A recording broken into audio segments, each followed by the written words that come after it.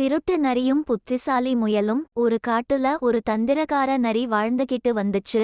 அந்த நரி சொந்தமா உணவு சேகரிச்சு சாப்பிடலாம காட்டு மிருகங்கள் கிட்ட இருந்து திருடி தின்னுகிட்டே இருந்துச்சு. இத பார்த்த எல்லா மிருகங்களும் நரிகிட்ட பத்திரமா நடந்துக்கிச்சுங்க. நரி கண்ணுல படுற மாதிரி எதையும் வைக்காதுங்க அதுங்க. இருந்தாலும் அந்த பொல்லாத நரி எப்படியோ காட்டு மிருகங்கள் சேமிச்சு வச்சிருக்கிற உணவு தானியங்கள் எல்லாத்தையும் கண்டுபிடிச்சி திருடி தின்னுகிட்டே இருந்துச்சு. அப்பத்தான் ஒரு புத்திசாலி முயல் அந்த நரிய பார்த்துச்சு.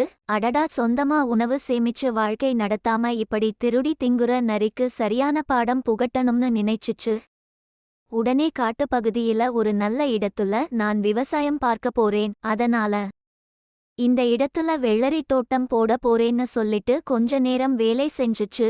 திடீர்னு நரிக்கு உடம்பு எல்லாம் அரிக்க ஆரம்பிச்சுச்சு. கொஞ்ச நேரத்துல உடம்பு பூராம் தடிப்பு தடிப்பா வந்து அங்கேயே விழுந்துடுச்சு.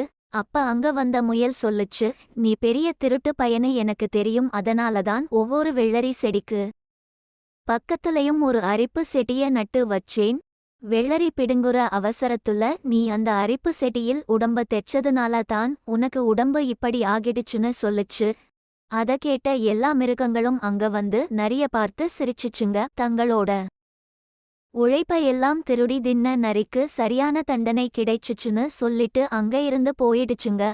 உழைச்சு சாப்பிடாம அடுத்தவங்க பொருள திருடி தின்ன அந்த நரிக்கு யாருமே உதவ வரல.